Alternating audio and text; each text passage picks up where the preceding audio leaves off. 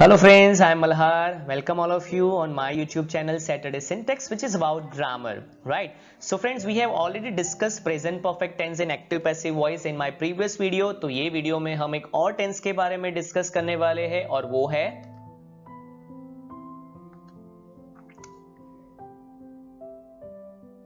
Yes past perfect tense. तो ये video में हम पास्ट परफेक्ट टेंस के बारे में बात करने वाले। We have already discuss 5 tenses और ये 5 टेंसेज एक्टिव पैसिव में आपने वीडियो देखी और still you have not subscribe my YouTube channel. I request all of you please do it and please share your comment in video. So सबसे पहले हम शुरू करते हैं past perfect tense in terms of active and passive. So let's begin.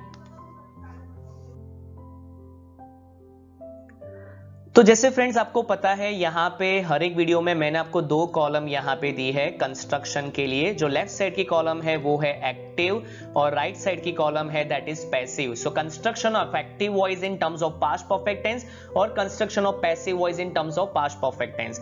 अगर हमने present perfect tense किया था तो इट वाज वेरी इजी, जहां पे हमने कंस्ट्रक्शन देखी थी have oblique has plus V3।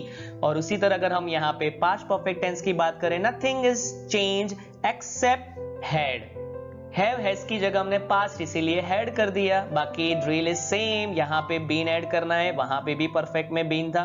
मतलब परफेक्ट होता है तो कौन होता है? मिस्टर बीन होता है। वो हमें ध्यान में रखना है। दो ही वॉज इम्परफेक्ट, लेकिन फिर भी अगर हमें इस तरह से याद रखना है तो perfect would be Mister Bean.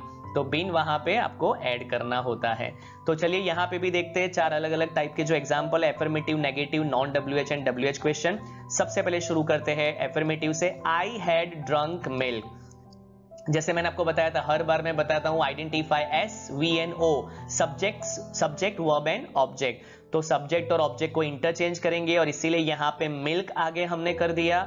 तो milk had, how can we forget Mister Bean who is perfect. So milk had been V3 form, drunk by me, right? उसी तरह अगर हम नेगेटिव की बात करें, he had not eaten apples, so apples had not been eaten by him, right? After that non WH question and WH question।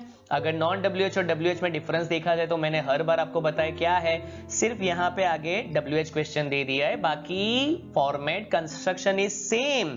और फिर भी मैं एक बार रिवाइज करवा रहा हूं कि अगर उसको इंट्रोगेटिव फॉर्म दिया है, क्वेश्चन मार्क दिया है, तो हमारा आंसर भी क्वेश्चन मार्क फॉर्म में ही होगा। जैसे कि आप देख सकते हैं, हैड यू ड्रिंक मिल्क, तो आंसर भी उसी तरह से होगा हैड।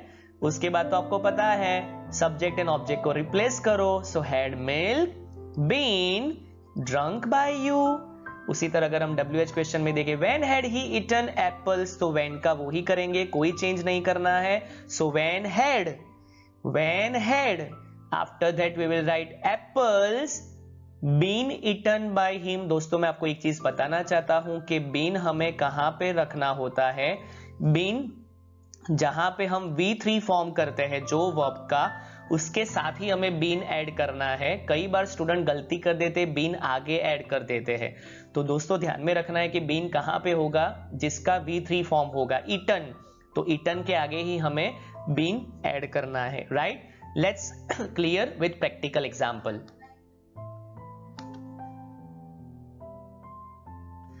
तो जैसे आप यहां पे एक बोर्ड देख रहे हैं और वहां पे मैं कोई भी एक एग्जांपल लिख के आपको क्लियर करवा रहा हूं। तो सबसे पहला एग्जांपल यहां पे लिखते हैं, she had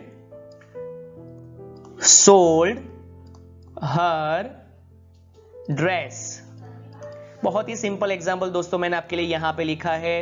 the format would be same, her dress had, yes you know that, how can you forget Mr. Bean, her dress had been, V3 form होगा sold by her, right? एक और example question form की अगर बात करें तो question form में एक एग्जांपल लिखते हैं, why had you not assigned homework। मतलब आप यहां पे क्वेश्चन देख सकते हैं, लिखा है why had you not assigned homework. तो इसका आंसर भी वही फॉर्मेट में होगा जैसे मैंने आपको बताया था। WH को कोई मतलब डिस्टर्ब नहीं करना है। उसी तरह उसके साथ जो लिखा है had, it would also be same as it is, why had अभी मैंने क्या बताया था, सब्जेक्ट और ऑब्जेक्ट के बारे में सोचो। सो why had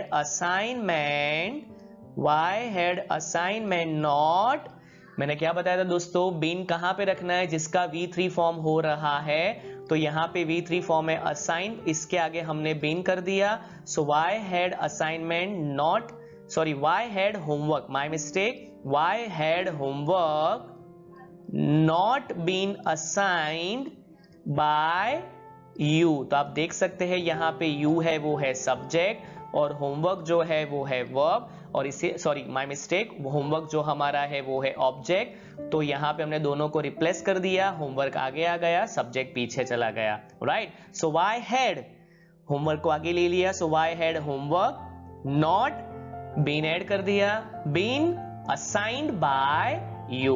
So friends, I hope it would be clear for all of you by this example. फिर भी अगर कोई भी डाउट या क्वेरी है तो आप कमेंट बॉक्स में वहां पे अपने डाउट छोड़ सकते हैं। I will definitely get back to you as soon as possible. So yes, ये जैसे हमने अभी प्रैक्टिकल एग्जांपल देखे, that was about past perfect tense.